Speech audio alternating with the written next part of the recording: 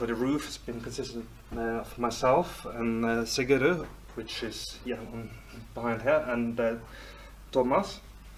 Been working since about 2018 and is currently under construction and is due to be completed by next summer and open to the public by 2024. And for the project team itself, the client is the Oslo municipality. As by me, I guess all the engineers and the architects. The main entrepreneur is the AF group, and the wood entrepreneur is Woodcon with the partners, the CLT elements from Stora Enso, the glulam elements from Haslakar, and all the screws is from Rotoblas, and the steel is from a local Norwegian supplier just south of Trondheim named Oris. So yeah, if you go back to 1970s, that was the old swimming facility at the time, which was like a concrete arch structures, and it's typical with a lot of other Norwegian pools that were never maintained the way they should, and they've been corroded and was today not up to date. So basically it has been teared down, and this is the new structure that we have been designing. So basically this is the shape of the roof. It's like a Belgian waffle or like an egg cartridge look like. It's basically a hollow shaped design. You can probably draw parallels to bridge design as well. So the main thing, how do you actually make this a efficient load-bearing structure? So if you look at the floor plan, it's more or less a 50-meter pool. It is a diving pool and all the facilities. The main load-bearing functions is we have a concrete wall along the middle, dividing up, and as well dividing the changing facilities to the pool area. So that means that, and due to the inclined facade as well, none of the beams are the exact same length. So basically the longest one is about 42 meters, and on the other side it's about 16 meters. And this is about a model that our architects made quite early on, just trying to visualize how it would look like. So let's take you through a journey from the preliminary design up to where we are at the moment. So starting at the quite early stages, we had a few seminars of our own, trying to convince our own bosses and their bosses again, and the client, that we actually would be able to do something innovative as this. And then in addition, we went on different field trips down Europe to gather experience. So what do you do when you actually, as a, call it a boring engineer, you want to solve long span? You pick up the first thing you have in the toolbox, right? That's just long span gutters. That solves it, no problem. However, the thing is though, even though we have the 18 degrees egg carton shell and what you want to call it, we actually wanted to use the space within as a technical area. So if you put trusses inside here, well, we just exploded the whole usage of the volumes. So, well, trying to think a little bit outside the box, we could divide it up to a double trusses and incline them. Well, it works, we get much more space. However, the material usage goes through the roof. So the next thing is, well, how about we just use the actual shape the architects come with? Well, why not just use the shape, make it thicker, make it load-bearing? So that's what we were thinking about. And then the next problem is that even though that we have these long beams, we can't produce every single beam that long, so we need to split it up.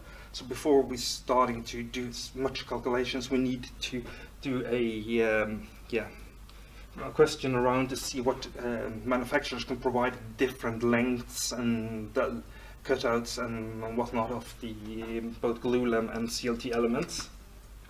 So basically we went down to an iteration process where we looked at different shapes of material combinations, both glulam, CLT, lengths, heights, spans and whatnot.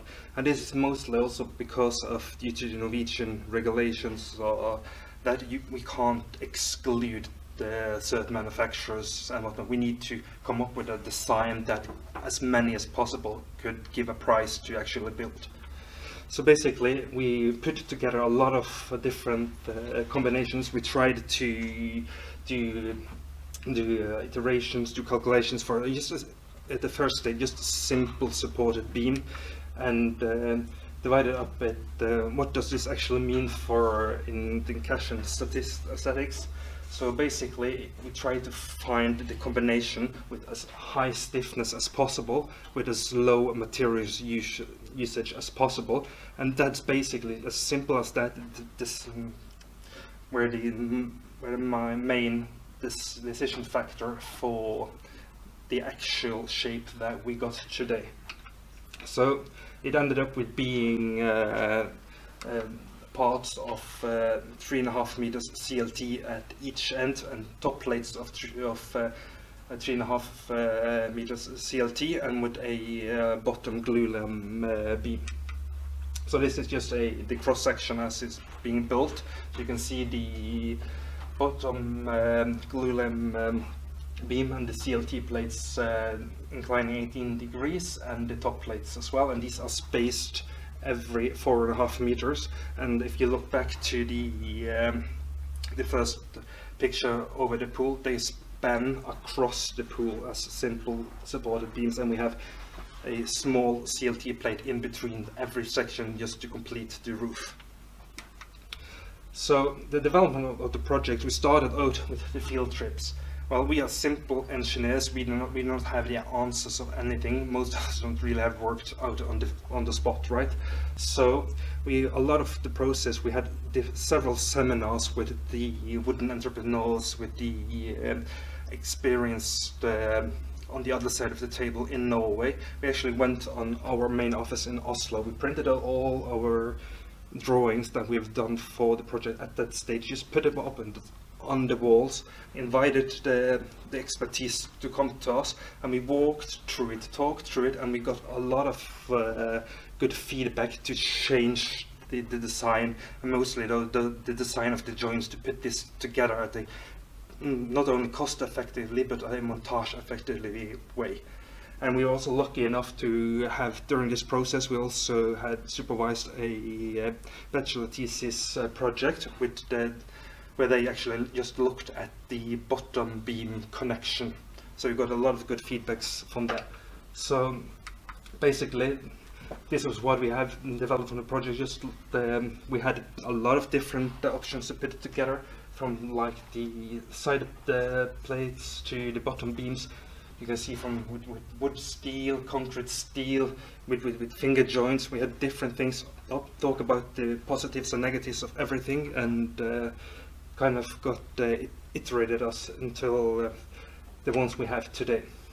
So we can't talk about the wood without the fire protection. It's still a swimming pool, a lot of water, but it's still need to talk about the fire protection. So for the Tøyenbadet, we have a 0 class for fire protection over the pool itself and along the facade, due to the height from the promenade deck around. But along the 50-meter pool we have a seating area, and from that area we need some fire protection. So basically it's going to be fire coated, and we have sprinklers as well. So this is basically the 3D model as before constructing.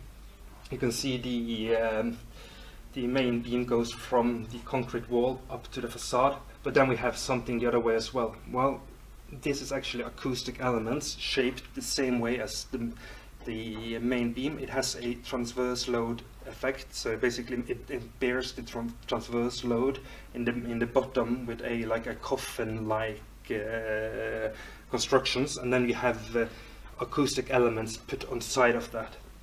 And you can see that we have a small change in height towards the end. Well, underneath here you have the diving pool.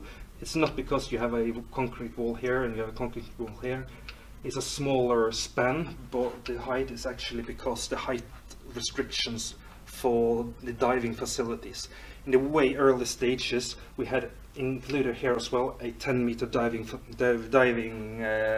facility, which meant that this roof actually was one floor above, and we had this interesting diamond-shaped beam to move up one floor. And when they removed that in the cost cut round, we lowered the complete roof by one floor and just cut the height of 1 meter to get below the height requirement. So basically this is the roof. I mean, it is quite like a wheelbarrow.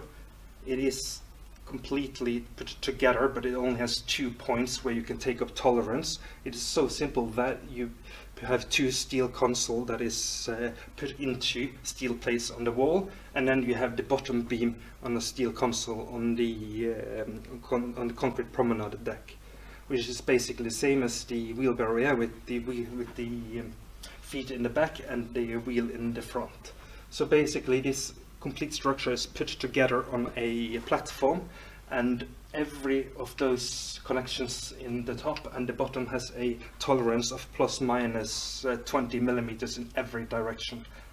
That is the only tolerance that we have for the whole roof. So you put it in perspective, the roof itself is as high as a tour bus, and the span length is about as long as 3 tour buses. And here you can see me standing inside one of the sections from the south facade, just to get it in perspective of how tall it is. So you can see that it's more or less like a, you can see the reference to a bridge design for the whole those sections. So it is actually that's because the integrated structure, right? So with all the environment policy, we have the green roof, we have the solar panels, reuse of water, and everything that, but we also have the whole technical floor within it. So every single aspect of the roof is accessible in one way or another. Some of course much more difficult than others, but you have main walkways where you can see in the blue colors here, and then we have some more tight corners which obviously you can look into but probably not fit into.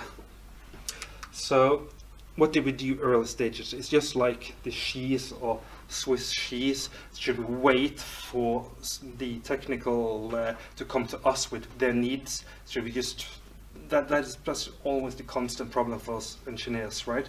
So instead we met them head on. We said, well, we know that this is going to be a technical floor. We need cutouts, a lot of cutouts. But we're not waiting for you to come to us. We are going to say, well, this is the cutouts we are allowing you to have. So basically we made up a lot of sketches, trying to see this is the need, this is what we can provide for you, this is actually what is the maximum tolerance. And actually we made models as well up in the office, quite in early stages. So the roof itself is just like a pizza dough, right? We only provide the dough, but the function itself is just like all the ingredients. If you go for the electrical, the ventilations, the cameras and the lighting, and everything. So everything just put together and is complete technical roof. So this is some cutouts from the model with all the technical stuff as well. You can see it's quite a lot.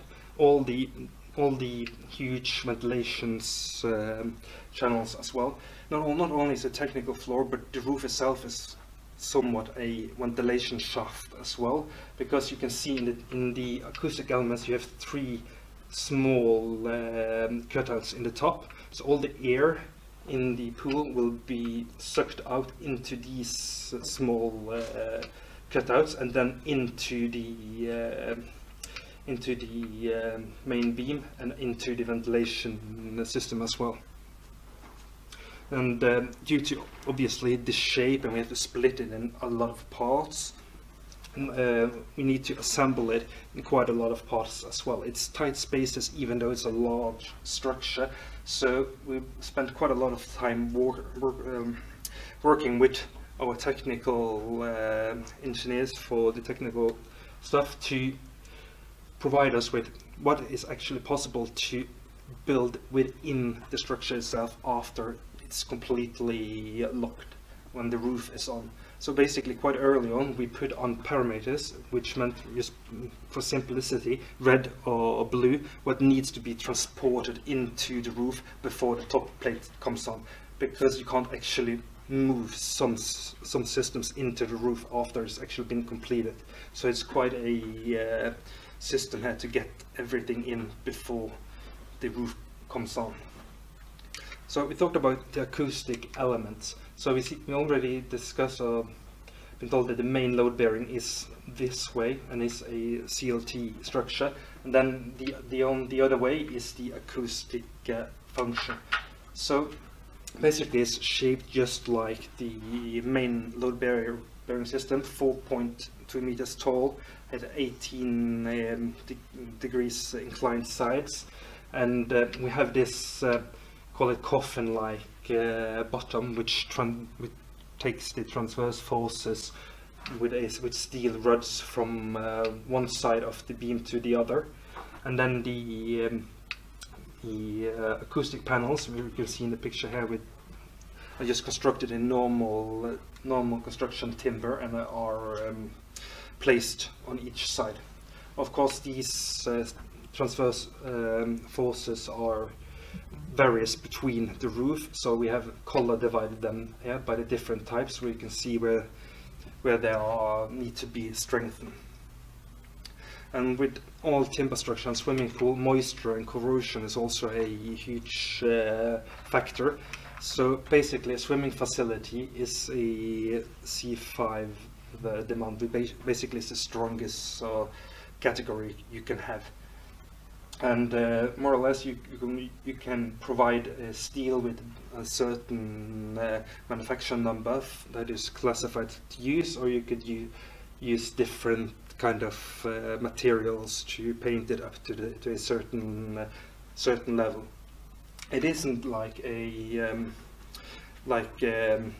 concrete, where it's protected by the reinforcement is protected by the covering and so forward. It is the corrosion can only occur when you have a certain percentage of wood moisture in the wood. That's just to move the moisture around. That will not occur unless you have more than 15% moisture within the wood. So we have spent a lot of time with this, with our building physics. We have done work with the Syntef to test, and we have set certain demands of actually the moisture content during the production, during delivery, and during operation. And actually, a swimming facility is probably one of the better places where you can use timber, because you have constant moisture, you have constant temperature, and you have control basically out of everything. So this is a huge structure. It can't be built in one piece, so it's basically we need to put this basically together. So we need the manufacturing guys, they need drills, and then need a hell of a lot of screws. That's basically it, to put it quite simple. And of course we need to build a platform, and we need to put all these pieces together. Every single beam is, from the long span, is split to two places. The cross section itself, it's divided up to about 15 pieces. So it means every single beam, excluding some small pieces, is combined about 45 to 50 pieces. So during the early stages we provided a step-by-step guide, much like an IKEA drawing, how to put this together, since it's such a complex thing. So here you can see that we need to start up with building the platform. We need to build some guide stilts and to put the beams into the exact position.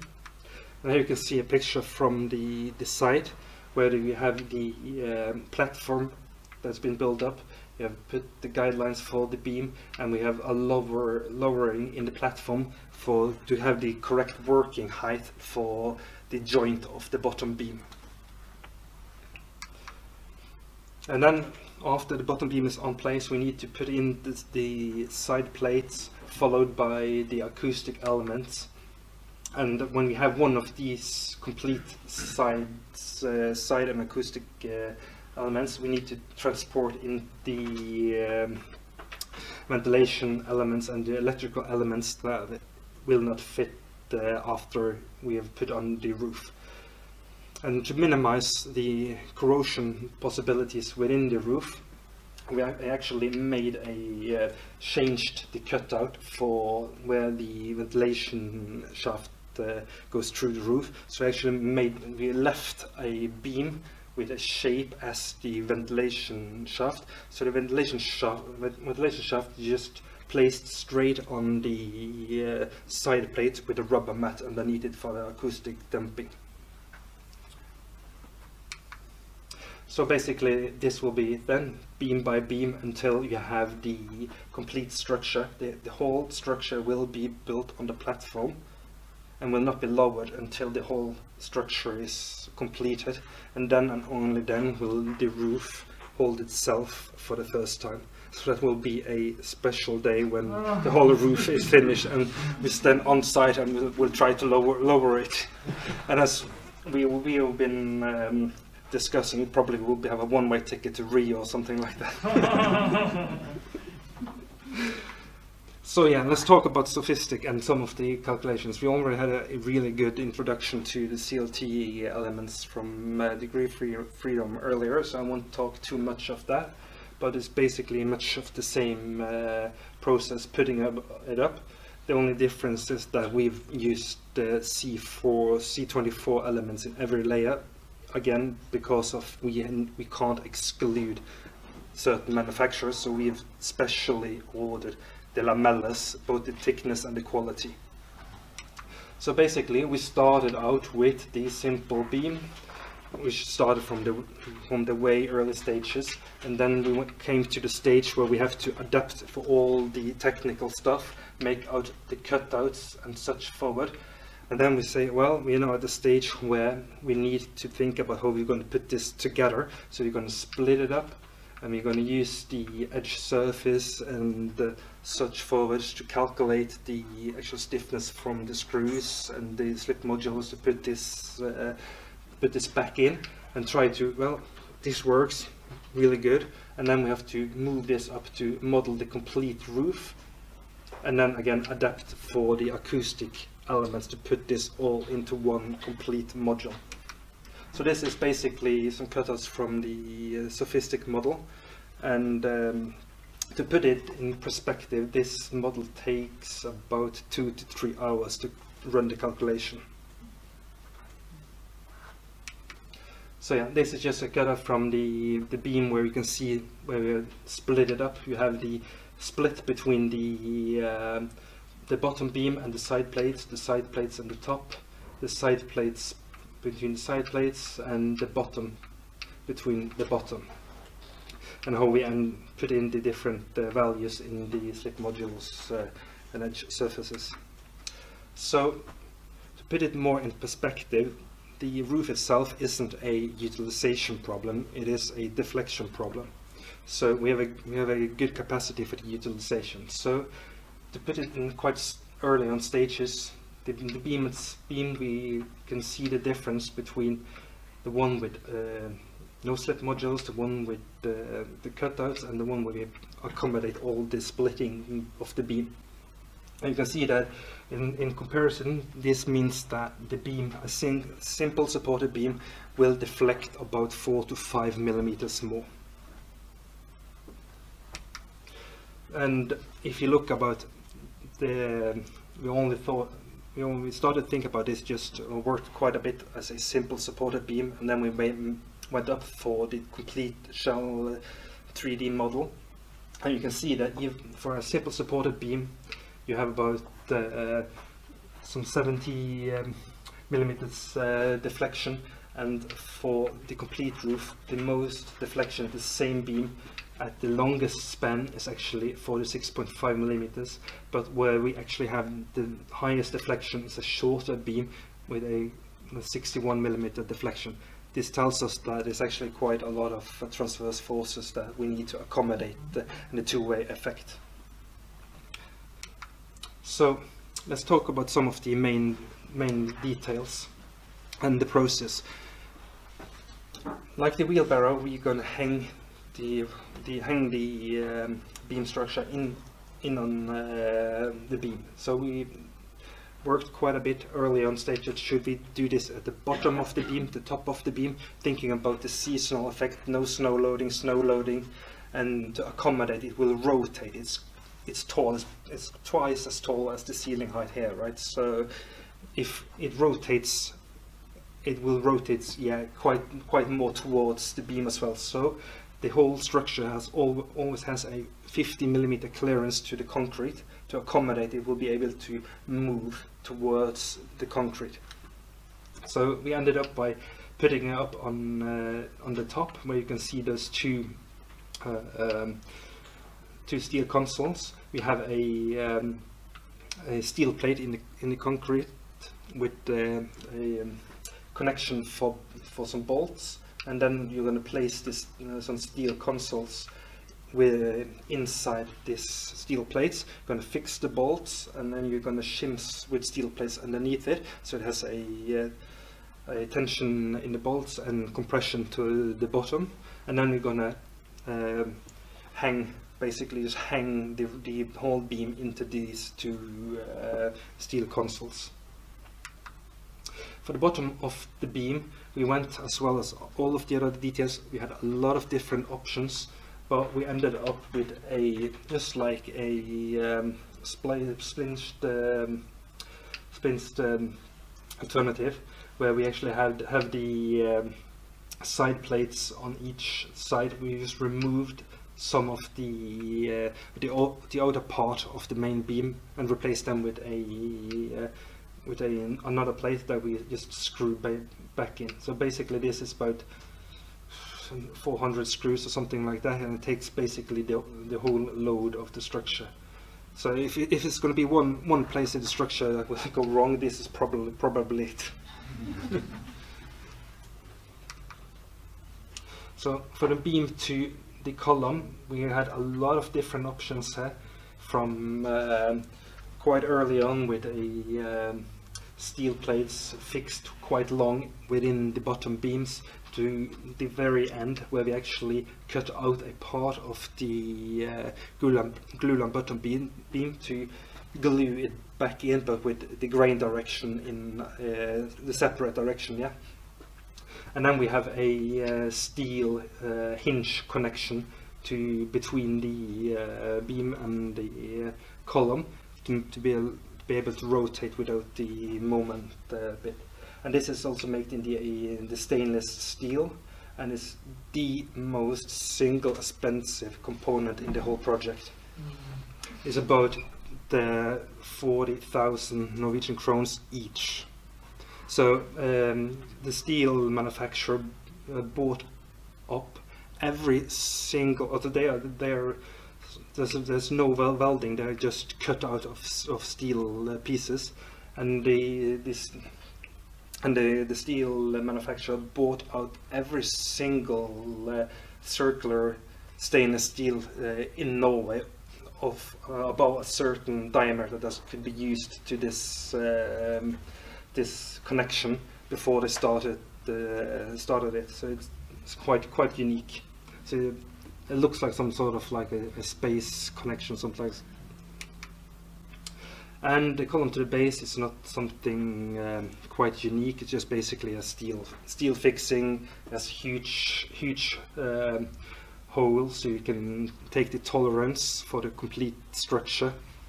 And it is glued in rods in the beam, and yeah, the same for the concrete, and will be cast underneath. Then we did something to do with the visual programming as well, but from the top and the bottom connection, where we have a lot of screws. These two details are probably the two details that combined has the most screws in the whole project. To simplify this and to make our life easier and to make life easier for those poor guys that's going to drill those tens of thousands of screws, we wrote a program for visual programming to take out this shear flow from SOFiSTiK and try to optimize this to calculate the best possible way to sort the number of screws and the way to put it together. And this is basically for a few cutouts from the early stages of that. So basically we did the whole screw dimension for screw calculations for those two details within the SOFiSTiK Grasshopper connection, and we tried to export it back to Revit, because it worked, but it crashed the model for everyone else using it. So it was that one time, and I got a few phone calls, probably just like a minute after trying to do that, everyone else crashed.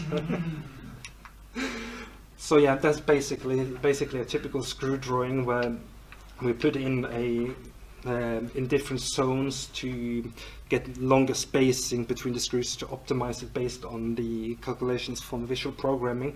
And here you can see a picture from the site where they've preset the screws in the roof for the top detail.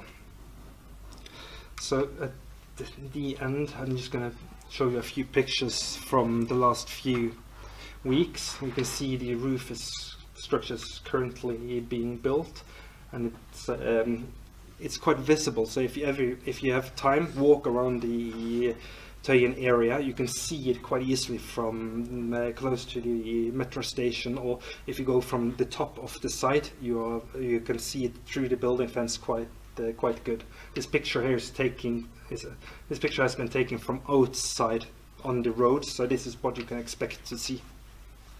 So to put it into perspective, the project itself has about 3,000 different unique wood pieces. Everyone has been given a unique number, a project number in the model, and it is unique by the shape, the cutouts, even down to the 10mm electrical cutouts. Everything is done during the manufacturing. So it's about 240,000 screws, and it's about 620 cubic of glulam and about 1425 cubic of CLT, and these are net volumes. So yeah, thank you.